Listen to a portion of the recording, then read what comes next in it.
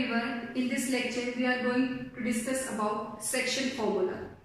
What is section formula? In section formula, let's suppose we have a line segment PQ. हमारे पास एक line segment है PQ. एक ऐसा point R जो PQ line segment को क्या करेगा, डिवाइड करेगा. या तो ये इसको इंटरनली डिवाइड करेगा, एक्सटर्नली. अगर पॉइंट R PQ के कहीं P और Q के बीच में कहीं होगा तो वो उसको इंटरनली डिवाइड करेगा. This is internal division. और पॉसिबिलिटी ये भी हो सकती है कि R पॉइंट मेरा PQ के बाहर हो तो ये क्या होगा, एक्सटर्नल डिवीजन. तो फर्स्ट केस हम करेंगे इंटरनल डिवीजन, नेक्स्ट केस करेंगे हम एक्सटर्नल डिवीजन.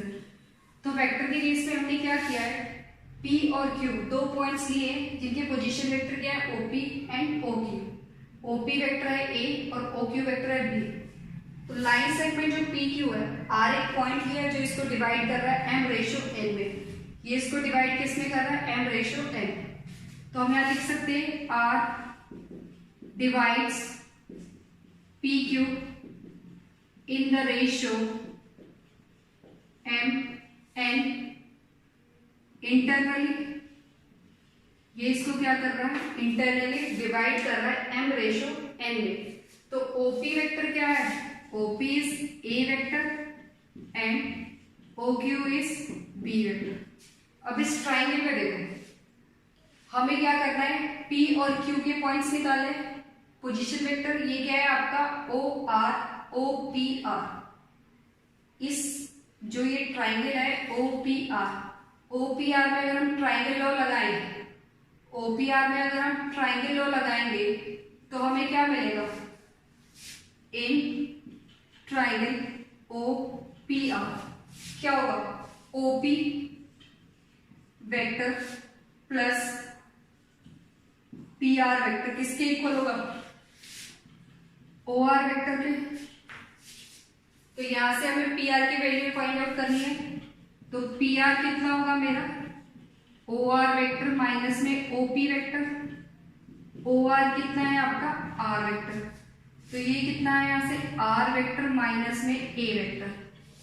तो PR की वैल्यू आ गई R vector minus A vector. Similarly in triangle, in the same way, in triangle ORQ में ट्राइंगल लॉ लगाएंगे तो हमें क्या मिलेगा, OR vector OR plus vector RQ which is equal to OQ. तो RQ कितना है, RQ की वैल्यू आएगी OQ माइनस में OR वेक्टर. तो RQ वेक्टर कितना हो गया, OQ. The value of OQ is B और OR की वैल्यू कितनी है, R. तो ये आ गया B माइनस R. अब देखो PR वेक्टर हमारे पास आया R minus A vector, RQ vector आया B माइनस R. अब जो ये R पॉइंट है ये P और Q को कितने रेशियो में डिवाइड कर रहा है, M/N में डिवाइड कर रहा है. तो हम जनरली इक्वेशन में क्या लिखते हैं, PR divided by QR is equal to M/N. But यहाँ वेक्टर है तो वेक्टर में हम ऐसा नहीं लिख सकते. वेक्टर में क्या होता है, उसकी डायरेक्शन भी होती है. तो हम क्या करेंगे, सिंपली तो PR जो वेक्टर है, PR वेक्टर, अब हमें ये देखना है कि कितने रेशियो में डिवाइड है. PR और RQ को इक्वल करने के लिए क्या करना पड़ेगा, PR और RQ को इक्वल करने के लिए क्या करना पड़ेगा, ये इक्वल तब होंगे, ये इसको M/N में डिवाइड कर रहा है, ये इसको N/N में डिवाइड कर रहा है. लेट्स सपोज हमारे पास एक क्वांटिटी है 2x, एक क्वांटिटी है 3x.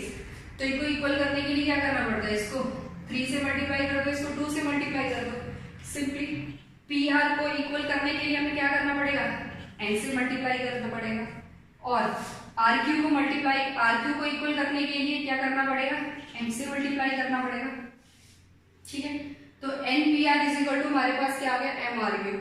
इसको हम ऐसे भी लिख सकते थे N/M RQ/PR, but this is a vector तो हम इसको प्रोपोर्शनल फॉर्म में नहीं लिखेंगे. तो हम इसको क्या करेंगे, इक्वल बनाने की कोशिश करें.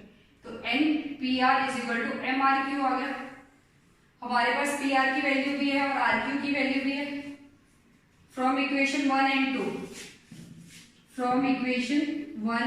2 फ्रॉम इक्वेशन 1 and 2 क्या मिलेगा, n इंटू में पी आर कितना है r माइनस ए, एम आर क्यू कितना है b माइनस आर, सॉल्व करेंगे तो क्या मिलेगा N R minus N A vector M B vector minus में एम आर वेक्टर, तो ये आ जाएगा N R plus M R is equal to M B plus N A. तो यहां से आर वेक्टर क्या आ जाएगा M plus N, M B vector plus N A vector, तो आर वेक्टर की वैल्यू कितनी आएगी, now R vector is equal to M B vector plus N A vector divided by N plus N. This is your R vector की जो point R आपका divide कर रहा है एम पी और क्यू को एम रेशो एन, उसका position vector with respect O कितना होगा R is equal to M B plus N A M plus N. अगर हम इसको विजुलाइज करें तो क्या होगा, P जो है A है आपका, P क्या है P is your A vector and Q क्या है आपका OQ इज B और OP इज A। तो हम क्या करेंगे N को मल्टीप्लाई करेंगे A के साथ और M को मल्टीप्लाई करेंगे B के साथ। मीन्स अगर आपको M रेशो N गिवन है तो इनके अपोजिट ऑर्डर में N को मल्टीप्लाई करो A के साथ, M को मल्टीप्लाई करो B के साथ। ये आप ऑलरेडी 10th में पढ़ चुके हो section formula M B plus N A divided by M plus N. तो इंटरनल केस के रिजल्ट में हमें क्या मिलता है R vector is equal to M B vector plus N A M plus N. Now what is if R divide P Q externally, अगर R P Q को externally divide करेगा divides P Q externally. इससे पहले are ने P Q को divide किया था internally, अब सेकंड केस है if R divides P Q externally. ये आपका पी क्यू है, आर ने पी क्यू को क्या डिवाइड किया एक्सटर्नली डिवाइड किया with the ratio M N, M P के साथ एन क्यू के साथ। तो ये डिस्टेंस आपकी एम हो गई, ये डिस्टेंस आपकी एन हो गई। तो this is your A vector and this is your B vector. तो हम क्या करते हैं पी को कितने रेशियो में डिवाइड किया एम में, ये क्या आपका ए, तो एम की मल्टीप्लाई किससे करते हैं बी से और एन की मल्टीप्लाई किससे करेंगे ए से। इंटरनली के केस में प्लस आता है और एक्सटर्नली के केस में क्या आता है माइनस। तो यहां से फॉर्मूला क्या बनेगा M M B vector minus N A vector is equal to M minus. Internally के केस में ये क्या था R vector is equal to M B vector plus N A vector M minus N. अब एक question आता है कि अगर आर जो पॉइंट है पी क्यू को इक्वली डिवाइड करे, इक्वली का मतलब क्या होगा मिड पॉइंट, मिड पॉइंट का होगा जब एम और एन की वैल्यू क्या होगी एम और एन क्या हो जाएगा मेरा इक्वल। स्पेशल केस देखते हैं if M is equal to N, अगर M is equal to N हो जाता है तो M is equal to N का मतलब क्या है ये आपका पी है ये आपका Q है, this is P this is O and this is Q।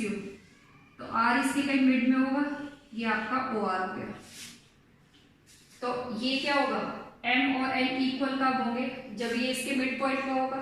तो M और N की वैल्यू R वेक्टर क्या था M B vector plus N A vector divided bye M plus N था। R वेक्टर क्या है M B vector plus N A vector M plus N। ये था इंटरनल, क्योंकि अब आर इसके सेंटर में है तो इंटरनल के लिए फॉर्मूला क्या है M B vector plus N A vector M plus N.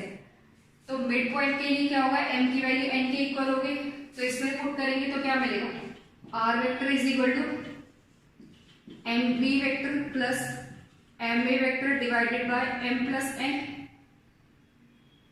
M plus M हो जाएगा, ये एम और एन इक्वल है तो यहां से एम कॉमन आया बी प्लस ए, ये कितना हो गया 2m। तो मिड पॉइंट फॉर्मूला क्या आ गया R vector is equal to A vector plus B vector by 2। This is the mid point formula. तो हमने देखा आर ने जब पीक्यू को इंटरनली डिवाइड किया तब फॉर्मूला था R vector is equal to M B plus N A divided by M plus N. जब ये इसको एक्सटर्नली डिवाइड कर रहा है तो formula M B vector minus N A M minus N. अगर m और n की वैल्यू इक्वल हो जाएगी r जो है p और q के एग्जैक्ट सेंटर में आ जाए तो उसको हम क्या बोलेंगे mid point formula. The value of R vector is equal to A vector plus B vector. Now there are two questions related to this concept. तो इंटरनली, एक्सटर्नली और मिड पॉइंट फॉर्मूला, यहाँ से हमारे 3 फॉर्मूले ड्राइव हुए. First is R divides PQ internally. तो ये क्या होगा, R vector is equal to MB vector plus NA vector M plus N. अगर ये एक्सटर्नली डिवाइड करेगा तो फॉर्मूला बनेगा MB vector minus NA vector divided bye M minus N. Now question is find the position vector of the R which divides the line joining 2 points P and Q whose position vector are this. First है internally. Question करते हैं. First is internally. Internally के case में क्या होगा, ये आपका P point है. P के पोजीशन वेक्टर क्या दे रखे हैं, I cap plus 2j cap minus k cap. Next this is Q. Q क्या है, minus I cap plus j cap plus k cap. अब P से Q ये जो एक लाइन सेगमेंट है, एक पॉइंट R है जो इसको डिवाइड कर रहा है. तो हमें R का पोजीशन वेक्टर निकालना है. हमें क्या निकालना है, R का पोजीशन वेक्टर निकालना. तो रेशियो कितना गिवन है, ये इसको 2:1 में डिवाइड करते हैं.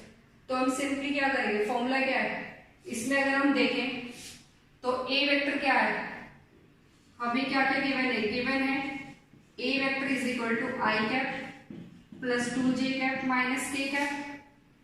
और B वेक्टर क्या है, minus I cap plus j cap plus k cap. This is B vector and the value of M is 2 and N is 1.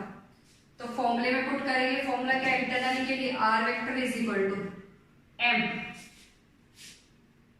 R vector क्या होगा हमारा, M इंटू दिस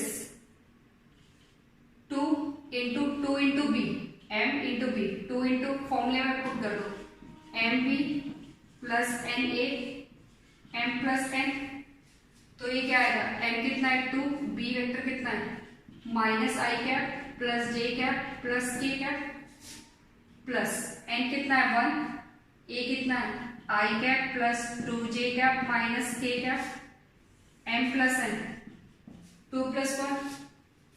तो ये कितना है minus 2i plus 2j plus 2k plus I cap plus 2j cap minus k cap divided by 3. तो minus 2i plus I minus I 2j plus 2j plus 4j 2k minus k plus k divided by 3. This is R vector. Next, if R divides PQ externally, अगर ये इसको externally divide करेगा, question number 1 है ये, अगर ये इसको externally divide करेगा तो externally के केस में आपने सिंपली क्या करना है, फॉर्मूला लगाना है MB vector minus NA vector M minus N. जैसे ये प्रोसीड किया है ऐसे ही आपको इसको प्रोसीड करना है. ठीक है, बस साइन क्या आएगा आपका, माइनस का आएगा. बस ये याद रखना कि 2 की मल्टीप्लाई होगी Q वाले पोजीशन वेक्टर के साथ और 1 की मल्टीप्लाई होगी P के, मींस अपोजिट, 2 की Q के साथ और 1 की P के साथ. ये था आपका इंटरनली और एक्सटर्नली का केस. नेक्स्ट है position vector of the mid point of this. तो मिड पॉइंट के लिए फॉर्मूला क्या होता है, क्वेश्चन नंबर 2 का सोल्यूशन अगर हम देखें तो मिड पॉइंट फॉर्मूला क्या होता है, mid point of R vector क्या निकलता है हमारे पास, A vector plus B vector divided bye 2. तो यहां से ये क्या होगा, OP vector plus OQ vector divided bye 2. तो ये आ जाएगा OP vector plus OQ vector divided bye 2. OP कितना होगा 2i cap plus 3j cap plus 4k cap plus 4i cap plus j cap minus 2k cap divided by 2, तो यहां से value आ जाएगी 6i cap plus 4j cap plus 2k cap divided by 2। तो अगर हमें सेक्शन फॉर्मूला निकाला है बाय इंटरनली और एक्सटर्नली, तो formula is R vector is equal to M B plus N A M plus N, और एक्सटर्नली के case में माइनस आता है। इंटरनली में क्या है, A vector plus B vector by 2, जो भी आपको दो पोजीशन वेक्टर गिवन है उनको ऐड करके डिवाइडेड बाय 2 कर दो। अगर हम यहां से देखें 2 कॉमन आएगा, 2 से डिवाइड करोगे तो ये आएगा 3i cap plus 2j cap plus k cap. Next is direction cosines and direction ratios. Direction cosines, as its name indicates, means it gives direction in the form of cos angles. In the form of cos angles, direction cosines means we have directions in the form of cos angles. So direction ही किसको देगा, vectors को। If we want to locate our vectors in 3D, अगर हमें अपने vectors को 3D में locate करना है तो वो किसकी हेल्प से करेंगे, डायरेक्शन कोसाइंस की हेल्प से। कैसे फॉर्म करेंगे, देखो let's suppose this is a 3D system, ये 3D है, this is x axis, this is y axis and z axis, this is x y and z। We have a point P, ये आपका point P है, ठीक है। O से P, this is a position vector of P with respect to O। तो P के let's suppose coordinates है x, y, z। तो डायरेक्शन कोसाइन क्या होगा, let's suppose alpha is the angle made by OP with the positive direction of x axis.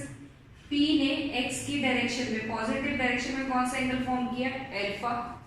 P ने OY axis के साथ कौन सा एंगल फॉर्म किया है, बीटा, और OP ने z एक्सिस के साथ कौन सा एंगल फॉर्म किया, gamma. Let's suppose OP makes an angle alpha with the positive direction of O axis and OP makes an angle beta with the positive direction of OY axis and OP makes an angle with the positive direction of OZ. Positive angle means angle in the anti-clockwise. अब यहाँ देखो OP ने x axis के साथ कौन सा form किया angle, alpha, this is alpha. OP ने y एक्सिस के साथ कौन सा एंगल फॉर्म किया, बीटा। OP ने z एक्सिस के साथ कौन सा एंगल फॉर्म किया, गामा। तो alpha beta gamma are the direction angles, these are known as direction angles, these are the direction angle. If we are taking cos of these means cos alpha, cos beta, cos gamma, then these are known as cosine angle। cos alpha, cos beta, cos gamma, ये क्या हो जाएंगे, direction cosines. ये क्या हो जाएंगे, direction cosines. तो direction cosines क्या होते हैं, if alpha beta gamma are the angles which a vector OP makes with positive direction of OX, OY, OZ respectively, then cos alpha, cos beta, cos gamma are known as direction ratios of OP।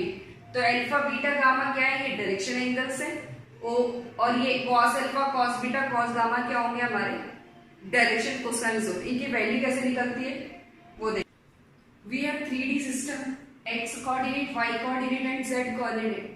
If we are taking x here, then we go to anti clockwise for y। अगर आपने x यहाँ लिया है तो anti clockwise चलेंगे, y यहाँ मिलेगा, उसके एंटी क्लॉकवाइज z मिलेगा। अगर x यहाँ लेंगे तो anti clockwise y, then z। अगर x यहाँ लेंगे तो anti clockwise y and z, ठीक है। और x y z आपके क्या है, म्यूचुअली परपेंडिकुलर होंगे। This is a 3D system in which a point P, here a point P having coordinates x, y, z।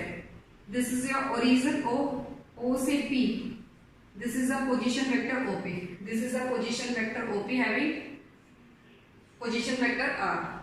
तो हमने P एक पॉइंट ले लिया 3D स्पेस में, तो P का O के साथ जो पोजीशन वेक्टर बनेगा वो क्या होगा, OP वेक्टर, जिसको नाम दे दिया R वेक्टर। अब देखो O से अगर यूनिट वेक्टर में हम ऑलरेडी पढ़ चुके हैं, O से अगर हम x एक्सिस, ये क्या आपका x एक्सिस की डायरेक्शन में जो यूनिट वेक्टर होता है which is known as i cap, y axis की डायरेक्शन में जो यूनिट वेक्टर होता है which is j cap, and z axis की डायरेक्शन में जो यूनिट वेक्टर होता है वो के कैप होता है। ठीक है, अब हमने क्या करना है, हमें ओआर लेंथ चाहिए इसकी, तो कैसे कैलकुलेट करेंगे, ये हम ऑलरेडी यूनिट वेक्टर के केस में कर चुके। अगर यहां से एक परपेंडिकुलर ड्रॉ करें, ठीक है, let's suppose this is a point A, this is a point A, this is a point A dash, B, ये हो गया B dash, और let's suppose this is a C। तो अगर इस ट्राइंगल की अगर हम बात करें, in triangle O A dash, in triangle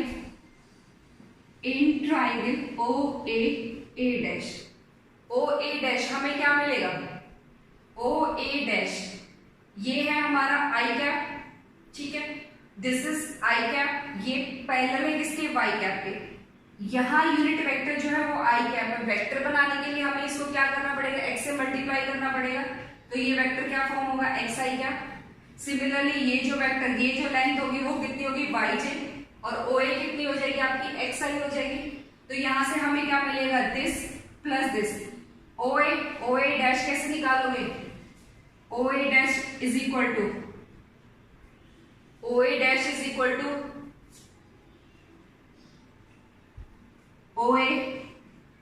OA plus AA dash। तो OA की वैल्यू कितनी है, x i cap, A dash की वैल्यू कितनी है, A dash, this is parallel to this y j cap. ठीक है, अगर हमें OA dash के मैग्नीट्यूड की बात करनी है, OA dash के मैग्नीट्यूड की अगर हम बात करें तो ये क्या होगा, अंडर रूट ऑफ एक्स का स्क्वायर प्लस वाई का स्क्वायर। ठीक है, तो यहां से हमारे पास ओ ए डैश आ गया। ओ ए डैश की लेंथ कितनी आ गई, ओ ए डैश आ गया, सिर्फ अगर मैग्नीट्यूड की बात करेंगे तो X square plus Y square का अंडर रूट। तो ये लेंथ आ गई हमारे पास, this length is under root of x square plus Y square. ठीक है, अब हम इसकी बात करेंगे, हमें क्या चाहिए, ओपी चाहिए, ओपी वेक्टर चाहिए, तो ये क्या होगा, O A dash plus A P dash. अगर हम इन triangle O A dash P की बात करें तो हमारे पास क्या होगा, O A dash vector plus A dash P vector is equal to O P vector is equal to O P vector. ये कितना होगा, this is parallel to Z, तो ये क्या होगा, जेड के कैप, ये क्या हो जाएगा, जेड के कैप। ये डिस्टेंस कितनी निकली थी हमारी, under root x square plus Y square. ये डिस्टेंस कितनी है, under root x square plus Y square. तो ओपी अगर हमें निकालना है तो ओपी का मैग्नीट्यूड अगर हम बात करें वो कितना होगा, under root of x square, this square plus this square plus this square, x square plus Y square plus Z square. तो यहां से हमारे पास ओपी आर वेक्टर आ गया, under root of x square plus Y square plus Z square, r का mod आ गया। ठीक है, ये हम ऑलरेडी कर चुके हैं। अब देखो, अगर ओ एक्स ने इसके साथ कौन सा एंगल फॉर्म किया था, ए के साथ, this is alpha angle. O Y के साथ कौन सा एंगल फॉर्म किया है ओपी ने, दिस इज बीटा एंगल। और ओपी ने जेड एक्सिस के साथ कौन सा एंगल फॉर्म किया है, दिस इज गामा एंगल। अब अगर हम डायरेक्शन कोसाइंस की बात करें तो डायरेक्शन कोसाइंस के लिए हमने क्या करना है, यहाँ देखिए, this is O point, this is A point, this is P.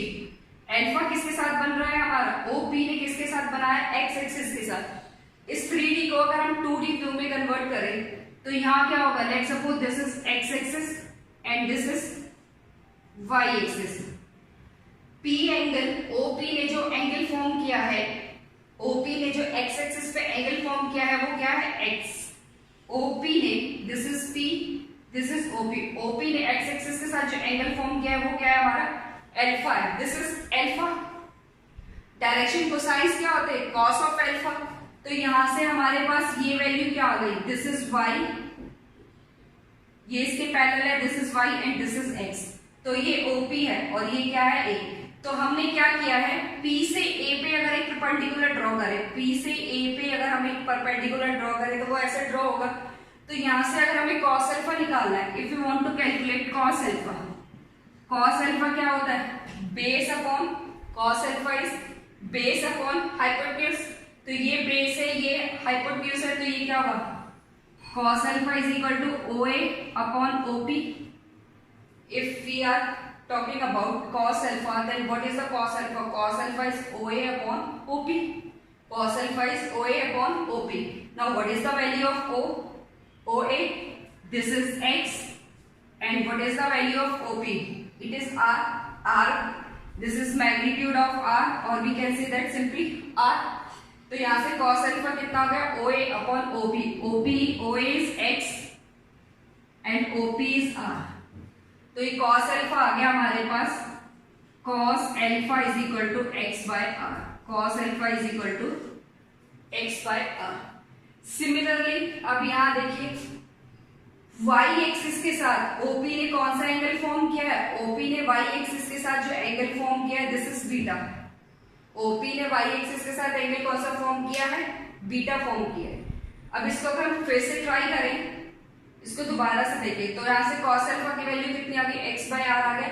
तो हमने मैग्नीट्यूड निकाली है, this is equal to under root of x square plus y square plus z square. तो r की वैल्यू हमारे पास आ गई, r is under root of x square plus y square plus z square.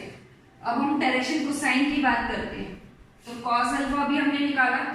तो direction cosine जो होता है by convention L is equal to cos alpha होता है, M is equal to cos beta, N is equal to cos gamma. तो L M N, ये क्या है हमारे?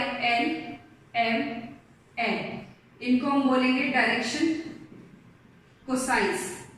या तो आप इसको रिप्रेजेंट करोगे cos alpha, cos beta, cos gamma से, या फिर हम रिप्रेजेंट करेंगे इसको L M N से. अब देखो, इसको ऐसे समझते हैं, this is x axis, this is y axis and this is z axis. यहाँ एक पॉइंट P है, this is a O and this is R vector.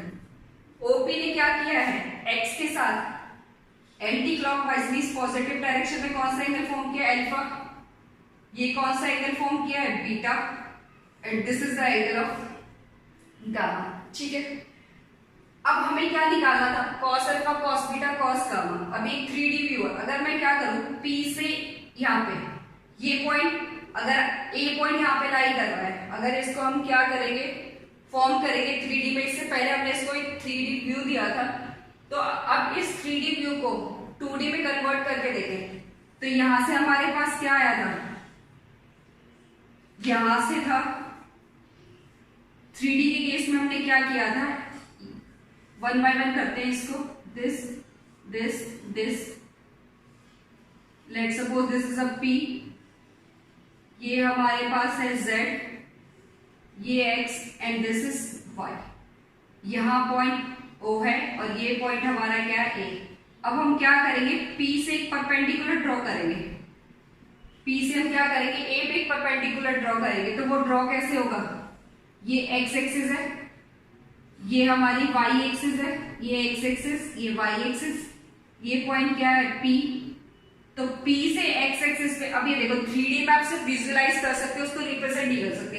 तो P से अगर आप A पे परपेंडिकुलर ड्रॉ करोगे तो वैसे ड्रॉ होगा. तो this is your y and this is your x. Coordinates हो गए इसके x y. ठीक है. तो यहां से OP ने x के साथ जो अल्फा फॉर्म किया है वो है एंगल जो x के साथ फॉर्म किया है वो क्या है आपका? अल्फा है. तो cos अल्फा हमने निकाला. cos अल्फा क्या हो गया? In triangle OAP, in triangle OAP cos alpha क्या होगा? OA upon OP. OP क्या है मेरा? R. तो यहां से x बाय R. तो cos alpha L is equal to x by R. Convention के थ्रू देखें तो L क्या आ गया मेरा? x बाय R आ गया, या cos alpha is equal to x by R. अब क्या करना है हमें? This is B. तो अब P से B पे एक परपेंडिकुलर ड्रॉ करो. P से B पे एक परपेंडिकुलर ड्रॉ करोगे तो अब हमारे पास क्या आ गया? YZ axis. ये किसमें? YZ. तो यहां से हमारे पास इन ट्राइंगल OBP में देखिए, OBP, इन ट्राइंगल OBP. तो यहां से हमारे पास क्या आएगा? In triangle OBP. तो cos बीटा सिंपली क्या हो जाएगा? OB अपॉन OP, तो OB की वैल्यू कितनी है, what is OB, this is y and OP कितना है मेरा I, तो y बाय r। तो यहां से मेरे पास cos बीटा को आप किससे रिप्रेजेंट कर सकते हो, L बाय कन्वेंशन हमने cos अल्फा को L से रिप्रेजेंट किया है, cos बीटा को M से, cos गामा को L से, तो ये हो गया m y बाय r। इतना क्लियर है। हमने P से A पे परपेंडिकुलर ड्रॉ किया है, P से B पे परपेंडिकुलर ड्रॉ किया है, इसको हम प्रोजेक्शन भी बोल सकते हैं बट उसको हम नेक्स्ट लेक्चर में कवर करेंगे। अब सिमिलरली ये पॉइंट C हो गया, तो P से C पे हमने परपेंडिकुलर ड्रॉ किया है, P से C पे क्या है परपेंडिकुलर ड्रॉ किया है, तो हमारे पास ट्राइंगल क्या बनेगा, OPC, triangle in triangle O, कौन सा है ट्राइंगल हो गया ये OCP, ट्राइंगल इज OCP, क्या होगा cos गामा, एंगल क्या फॉर्म किया है इसने, इसके साथ जो एंगल OP ने z एक्सिस के साथ जो एंगल फॉर्म किया है वो हमारा क्या है गामा, y एक्सिस के साथ बीटा और इसके साथ अल्फा, तो हमने एंगल ले लिया cos गामा, तो यहां से हमारे पास cos गामा क्या होगा OC by OP, what is OC, OC is z, what is OP, OP is r, तो ये कितना आ गया z बाय r। तो यहां से अगर हम देखें n की वैल्यू क्या आई है z बाय r, तो डायरेक्शन कोसाइंस हमारे पास क्या आ गए, डायरेक्शन कोसाइंस आ गए L is equal to x by r, L is equal to x by r, M is equal to y by r और N is equal to z by r। These are the direction cosines, these are the direction cosines। अब यहां से अगर हम check करें x is equal to LR, y is equal to MR and z is equal to कितना हो गया LR, x की वैल्यू LR, y की वैल्यू MR, z की वैल्यू LR, तो ये x y z ये क्या थे, जो हमारे पास OP वेक्टर था, P वेक्टर के कोऑर्डिनेट से x y z P vector के क्या थे कोऑर्डिनेट से। अब हम ये जो LR है इसको बाय कन्वेंशन, जैसे हमने cos alpha, cos beta, cos gamma को एक नाम दे दिया था LMN, ऐसे ही हम by convention LR is equal to A, MR is equal to B, NR is equal to C। LR को क्या नाम दे दिया A, MR को B, NR को C। तो जो ये A, B, C है, A, B, C, ये है हमारे डायरेक्शन रेशियोज। ये क्या है direction ratios, these are direction ratios. अब देखो किसी भी वेक्टर का डायरेक्शन रेशियो और डायरेक्शन कोसाइन कैसे निकालोगे, x is equal to L by R, x is equal to L by R है, तो ये LR क्या है, सिंपली जो आपके पॉइंट्स है x y z कोऑर्डिनेट जो है वही आपकी क्या है डायरेक्शन रेशियोज है, उनको हमने नाम क्या दे दिया A B C, उनको नाम क्या दे दिया गया है A B C are the direction ratios. और अगर हमें डायरेक्शन कोसाइन निकालना है तो डायरेक्शन कोसाइन को या तो रिप्रेजेंट करेंगे हम LMN से, और फिर हम रिप्रेजेंट कर सकते हैं उसको cos alpha, cos beta and cos gamma. अब यहां से L इज इक्वल टू क्या आ गया x by r, M is equal to y by r, N is equal to z by r। तो हमारे पास दो रिजल्ट आए, एक तो ये है आपका, इसको आप cos अल्फा भी लिख सकते हो, cos बीटा भी लिख सकते हो और cos गामा भी लिख सकते हैं, ठीक है। अब देखो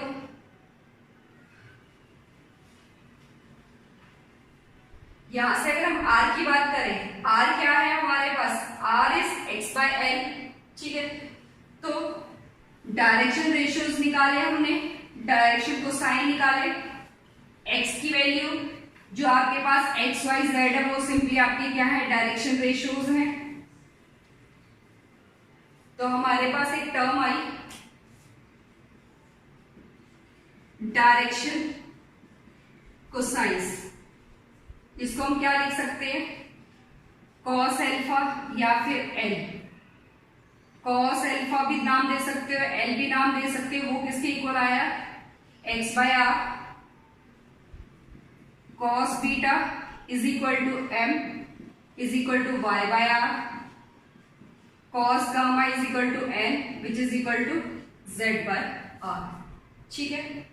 अब यहां से देखो this is equation 1, this is equation 2, equation 3। तो हम फर्स्ट सेकंड थर्ड को ऐड स्क्वायर करके ऐड करें तो हमें क्या मिलेगा, cos square alpha plus cos square beta plus cos square gamma is equal to x square by are square, y square by are square plus Z square by are square. ठीक है, और यहां से हमारे पास ये कितना आ गया, R square is equal to x square plus Y square plus Z square. What is this, this is magnitude of R square, तो इसको हम क्या लिख सकते हैं, R square by are square. तो एक रिजल्ट आया हमारे पास, cos square alpha plus cos square beta plus cos square gamma is equal to 1 होता है। Cos alpha cos beta cos gamma को हम किससे रिप्रेजेंट कर सकते हैं, एल एम एन से, या फिर इसको लिखेंगे L square plus M square plus N square is equal to 1। This is the important result. तो L square plus M square plus N square की वैल्यू कितनी होती है, 1। Cos square alpha plus cos square beta plus cos square gamma क्या होता है हमारा, 1। तो ये तो है हमारे डायरेक्शन कोसाइंस। ये क्या है, direction cosines.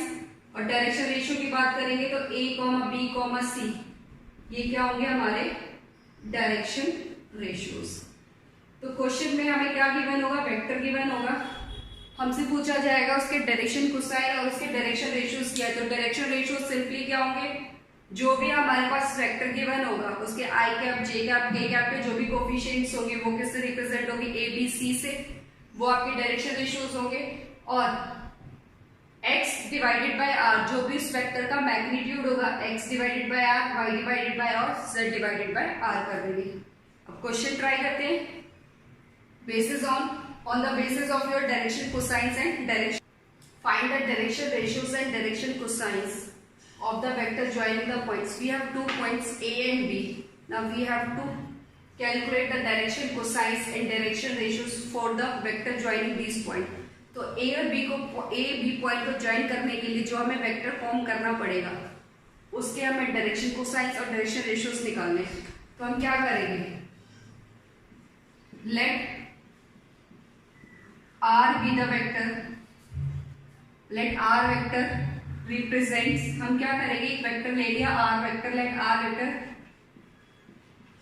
represents AB vector. अब A जो है ये आपकी line segment, this is A and this is B। ये जो वेक्टर है ये है आपका R, पॉइंट्स है 1, 2, -3 और इसके पॉइंट्स है -2, 1। तो वेक्टर ज्वाइनिंग 2 पॉइंट्स हम प्रीवियस वीडियोस में कर चुके हैं। तो हम कैसे निकालते हैं 2 पॉइंट्स को ज्वाइन करने वाला vector, x2 - x1 plus y2 - y1 j cap plus z2 - z1 k cap.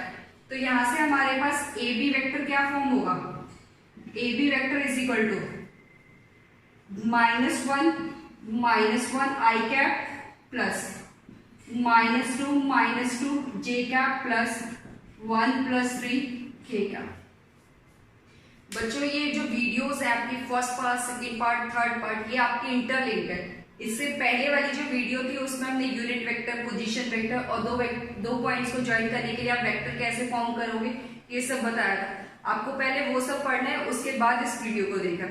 तो यहाँ पे हमने फॉर्म कर लिया ए बी वेक्टर। तो ए बी वेक्टर क्या बना हमारे पास, formula is x2 - x1 I cap. A B vector अगर निकालोगे तो जो लास्ट में पॉइंट है बी पॉइंट में से ए पॉइंट को माइनस करना है। अगर आपने निकालना है बी ए वेक्टर तो बी ए वेक्टर कैसे निकालोगे, ए माइनस में बी करोगे। अगर आप ए में से बी को माइनस कर दोगे तो बेटा डायरेक्शन चेंज हो जाएगी, वेक्टर की मैग्नीट्यूड पे इफेक्ट नहीं आएगा बट वेक्टर की डायरेक्शन चेंज हो जाती है। तो यहां से हमारे पास क्या आया, -2 i cap -2 -4 j cap plus 4 k cap. This is A B vector, इसको हमने नाम दे दिया था आर वेक्टर। अब उसके बाद मैग्नीट्यूड की अगर हम बात करें ए बी वेक्टर की तो वो क्या होगा, दिस का स्क्वायर प्लस दिस का स्क्वायर प्लस दिस का स्क्वायर, -2 का स्क्वायर -4 का स्क्वायर प्लस 4 का स्क्वायर। तो यहां से हमारे पास आया 4 + 16 और ये कितना हो गया 60, 32 + 4 √36 विच इज इक्वल टू 6। तो हमारे पास r की जो वैल्यू आ गई है वो क्या आ गई, 6 आ गई। जो AB वेक्टर है इसका मैग्नीट्यूड कितना निकल के आया, 6। अब क्वेश्चन में पूछा है direction ratios and direction cosines, तो डायरेक्शन रेशियोज क्या होंगे, डायरेक्शन रेशियोज क्या होते हैं, A, B, C, तो वो क्या होंगे आपके, ये क्या है -2, -4 +4, तो I का जो कोफिशिएंट है वो -2, J का कोफिशिएंट -4, A का कोफिशिएंट कितना है 4। तो यहाँ से वैल्यूज कितनी आ जाएगी, A की वैल्यू कितनी होगी -2, B की वैल्यू कितनी होगी -4 और C की वैल्यू कितनी होगी 4। These are the direction ratios, ये क्या है आपके डायरेक्शन रेशियोज है। अब हम बात करेंगे डायरेक्शन कोसाइंस की, डायरेक्शन कोसाइंस। तो डायरेक्शन कोसाइंस को हम कैसे रिप्रेजेंट करते हैं, L, M, N से। L की वैल्यू कितनी है x/r, L की वैल्यू कितनी है x/r। x कितना है यहाँ पे, here x is -2, y कितना है j और z कितना है k। अगर हम चेक करें here x is equal to -2, y is equal to -4 and z is equal to 4, तो फॉर्मूला भी क्या होता था x² + y² + z²। तो ये कितना आ जाएगा, L की वैल्यू आ जाएगी -2 और R की वैल्यू कितनी है 6, -2/6 which is equal to -1/3। And कितना होगा y/r which is equal to -4/6 -2/3। Next is n z/4 which is equal to 4/6 2/3। So therefore direction cosines कितने हो जाएंगे हमारे, -1/3 -2/3 एंड 2/3। ये हो गए डायरेक्शन कोसाइंस। ये कितने हो गए हमारे डायरेक्शन कोसाइंस। डायरेक्शन रेशियो में हमें क्या करना है, डायरेक्शन रेशियोज के लिए जो आपका I cap, J cap, K cap के कोफिशिएंट्स है उनको लिखना है, और डायरेक्शन कोसाइन के केस में L की वैल्यू निकालनी है तो x/r, M की वैल्यू निकालनी है y/r, Z की वैल्यू निकालनी है तो ये कितना, N की वैल्यू निकालनी है तो ये कितनी हो जाएगी z/r। तो L, M, N हमारे डायरेक्शन कोसाइंस है, A, B, C क्या है डायरेक्शन रेशियोज। अगर आपसे पूछा जाए ये आपका वेक्टर है, दिस इज योर वेक्टर, ठीक है, scalar components and vector components, नाम से ही पता चल रहा है स्केलर, तो स्केलर का मतलब क्या होगा -2 -4 +4, तो ये आपके क्या होंगे स्केलर कंपोनेंट्स, ये क्या होंगे हमारे स्केलर कंपोनेंट्स। और वेक्टर कंपोनेंट्स की बात करें तो वेक्टर का मतलब क्या होता है, मैग्नीट्यूड के साथ साथ उसकी डायरेक्शन भी हो, तो वेक्टर कंपोनेंट्स क्या हो जाएंगे -2i -4j 4k। किसी क्वेश्चन में अगर आपसे scalar components and vector components पूछे जाएंगे तो हम कैसे निकालेंगे, स्केलर कंपोनेंट्स का मतलब होता है सिर्फ मैग्नीट्यूड, कोई भी वेक्टर गिवन है उसकी वैल्यू क्या है वो है स्केलर कंपोनेंट। अगर आपसे पूछा जाएगा वेक्टर कंपोनेंट्स क्या है तो आप क्या करोगे, मैग्नीट्यूड के साथ साथ डायरेक्शन भी लोगे। Let suppose let A vector is equal to A1i cap plus A2j cap plus A3k cap, ठीक है। तो हमें निकालना है scalar component, scalar components of A। क्या होगा scalar components of A is equal to these are A1 A2 A3। Scalar components क्या हो जाएंगे मेरे A1 A2 and A3। Now what is vector components, vector components of A, ये क्या होंगे A1i cap A2j cap A3k cap. These are the vector components and these are the scalar components, ठीक है। Scalar component में सिर्फ क्या करना, आपने मैग्नीट्यूड लेना है, वेक्टर कंपोनेंट्स में मैग्नीट्यूड के साथ साथ डायरेक्शन भी जाएगा। For example let A vector is equal to 3i cap plus 4j cap minus k cap है, ठीक है। तो हम क्या लिखेंगे, scalar components of A vector क्या क्या हो जाएंगे 3, 4 एंड -1। वेक्टर कंपोनेंट्स क्या होंगे? Vector components of A vector कितने होंगे? Vector means magnitude and direction, magnitude और डायरेक्शन, तो ये क्या हो जाएगा 3i cap 4j cap and minus k cap. These are the scalar components and vector components. Next question is, show that the vector I cap, j cap plus k cap equally inclined to the axis ox, oy and oz. Question में हमें ये show करना है कि जो ये vector है r vector, ये x एक्सिस के साथ, y एक्सिस के साथ, z एक्सिस के साथ इक्वल एंगल फॉर्म कर रहा है. This is your important question. अभी हमने क्या किया था, जब direction cosines and direction ratios निकाले थे, alpha beta gamma are the direction angles which p vector means OP vector makes with x axis, y axis and z axis in the positive direction. तो अब हमें यहाँ पे करना क्या है, ये है आपका vector i cap plus j cap plus k cap. तो let i cap plus j cap plus k cap, let इसको अगर हम नाम दे दें, let r vector is equal to I cap plus j cap plus k cap makes alpha, beta, gamma angles with the positive direction of ox, oy, oz respectively. Question is,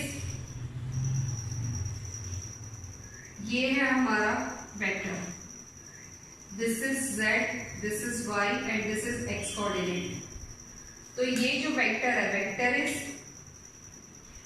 r vector.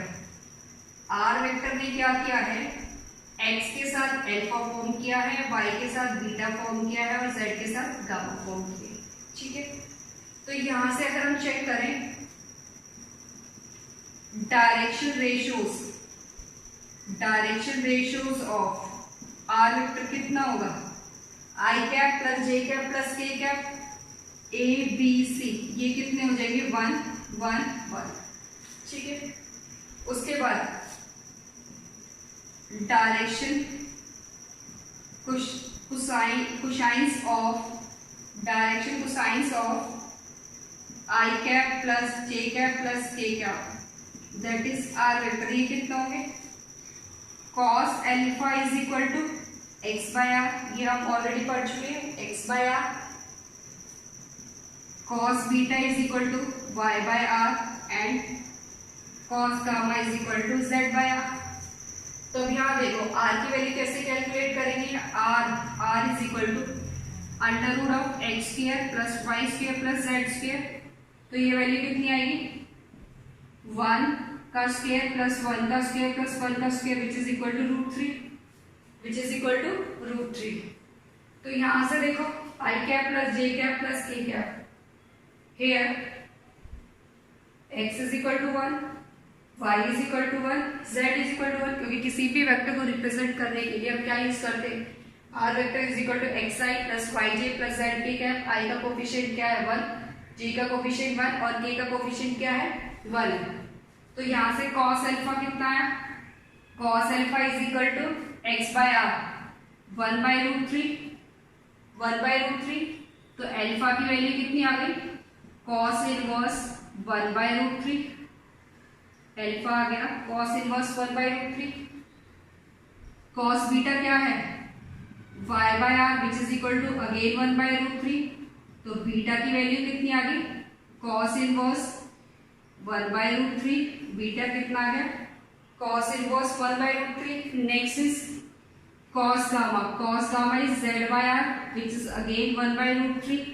now gamma is cos inverse 1 by root 3, cos inverse 1 by root 3. अब value check करो, the value of alpha, beta and gamma are same which is cos inverse 1 by root 3. तो यहाँ से हमारे पास क्या आ गया, alpha is equal to beta is equal to gamma which is equal to cos inverse 1 by root 3. और हमने यही प्रूव करना था कि जो हमारे पास वेक्टर है ये ox, oy, oz means ox, oy, oz के साथ क्या कर रहा है, सेम एंगल बना रहा है which is equal to cos inverse 1/√3 hence proof। तो बच्चों आज हमने क्या पढ़ा है, सेक्शन फॉर्मूला क्या होता है। कोई भी ओपी वेक्टर है, हमने एक लाइन सेगमेंट ले लिया पी क्यू आर वेक्टर, उसको कैसे डिवाइड कर रहा है, इंटरनली भी डिवाइड कर रहा है, एक्सटर्नली भी। दोनों केसेस देख लिए, मिड पॉइंट फॉर्मूला क्या होता है वो भी देख लिया, उनके बेसिस पे क्वेश्चंस भी कर लिए। नेक्स्ट हमने डायरेक्शन रेशियोज क्या होते हैं, डायरेक्शन कोसाइंस क्या होते हैं, स्केलर कंपोनेंट्स क्या है, वेक्टर कंपोनेंट्स, आज के लेक्चर में ये सबको डिस्कस किया। अब नेक्स्ट लेक्चर में हम क्या करेंगे, डॉट प्रोडक्ट कि मल्टीप्लाई कैसे करते हैं हम दो वेक्टर्स को। तो नेक्स्ट टॉपिक नेक्स्ट लेक्चर के लिए क्या होगा आपका, डॉट प्रोडक्ट। Thank you.